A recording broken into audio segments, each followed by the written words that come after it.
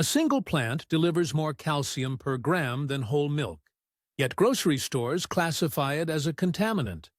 Scientific analysis reveals 208 milligrams of calcium per 100 grams of fresh leaves. Cow's milk contains 120 milligrams per 100 grams. The mathematics expose a fundamental deception in modern nutrition. But calcium density tells only part of the story. This plant also delivers vitamin K at concentrations that rival kale, vitamin C that surpasses oranges, and iron content that competes with spinach. The peppery bite on the tongue signals the presence of glucosinolates, the same compounds that give mustard and horseradish their medicinal reputation. For centuries, cultures across Europe, Asia, and the Middle East harvested this plant as both food and medicine. Then, industrial agriculture redefined it as Capsella bursa-pastoris, better known as shepherd's purse. The heart-shaped seed pods inspired the common name, resembling the leather pouches carried by medieval shepherds. Today it grows in sidewalk cracks, abandoned lots, and garden edges, completely free, completely ignored. If you enjoy discovering the hidden nutrition growing right outside your door, consider subscribing to learn more about forgotten plants. Shepherd's purse thrives in disturbed soil, frost, and drought conditions that destroy commercial crops. The resilience became its liability. Modern agriculture demanded plants that required fertilizer, irrigation, and pesticide protection to justify input costs. A plant that grew without human intervention disrupted the profit model.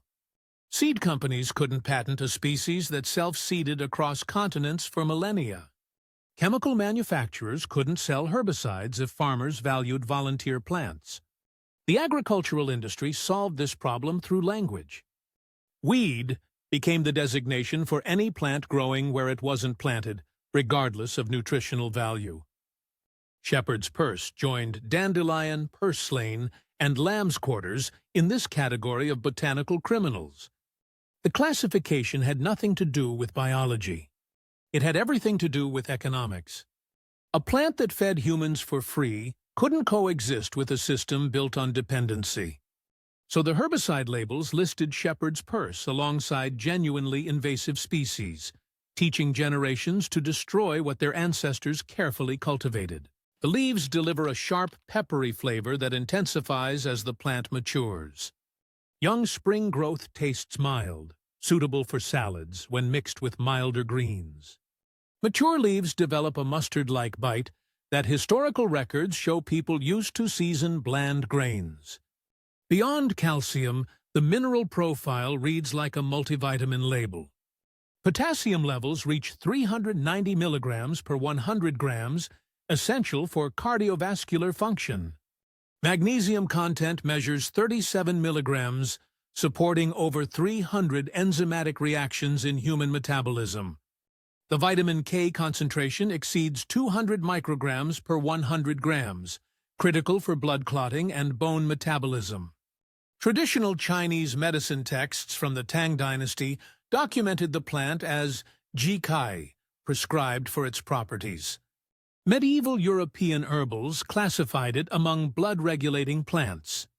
Persian medical texts referenced it for women's health applications. The historical consensus across unconnected cultures suggests observable effects that modern science is only beginning to quantify.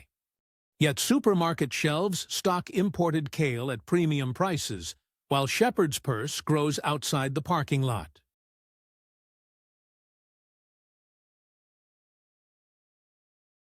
Unlike annual vegetables that require replanting, shepherd's purse operates on a winter annual cycle. Seeds germinate in autumn, develop rosettes through winter, then flower and fruit in early spring. This strategy allows the plant to photosynthesize during months when commercial agriculture lies dormant. Frost actually improves the flavor, converting starches to sugars as a cold hardiness mechanism. The same biochemical process that protects cellular structures from ice damage creates the subtle sweetness beneath the peppery bite. Modern cold frames and greenhouses attempt to replicate what shepherd's purse accomplishes naturally. The plant survives temperatures down to -15 Celsius without protection. Spring emergence happens when soil temperatures reach just 5 Celsius, weeks before lettuce or spinach can tolerate outdoor conditions. This extended harvest window provided historical populations with fresh greens during the hunger gap of late winter. The period between stored root vegetables depleting and spring crops maturing. Grocery stores solved this problem with imported produce and refrigerated shipping. Shepherd's purse solved it by adapting to grow when nothing else could. The basal rosette forms a circle of deeply lobed leaves radiating from a central taproot. Each leaf exhibits the characteristic shape, narrow at the base, broadening toward the tip, with irregular teeth along the margins. When the plant bolts, a single flowering stem emerges, reaching 20 to 50 centimeters in height. Tiny white flowers, each measuring only 2 to 3 millimeters across, cluster at the stem's tip. The 4 petals arrange in a cross pattern, identifying the plant as a member of the Brassicaceae family. Pollination happens quickly, often through self-fertilization, ensuring seed production even in adverse conditions. Within days, the distinctive heart-shaped seed pods develop, flattened and notched at the apex. Each pod contains 10 to 25 seeds, and a single plant can produce over 40,000 seeds in one season. The seeds remain viable in soil for decades, emerging when disturbance brings them to the surface.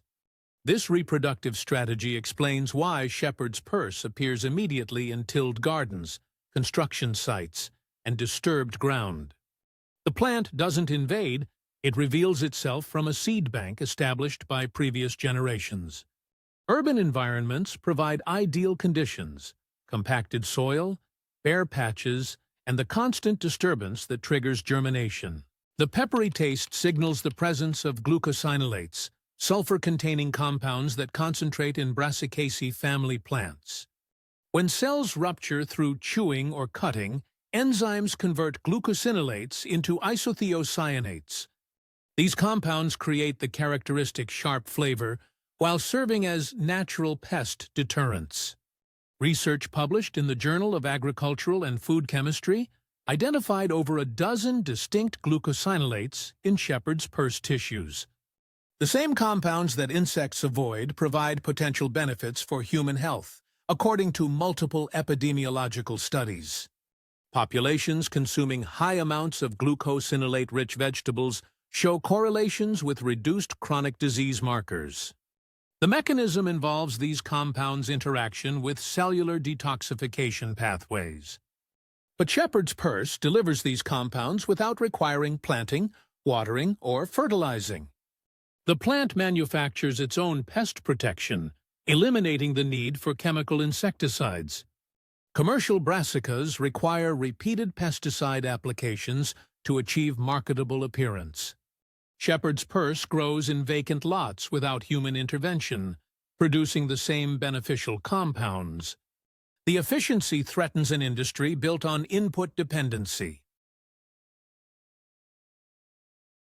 Shepherd's purse grows on every continent except Antarctica.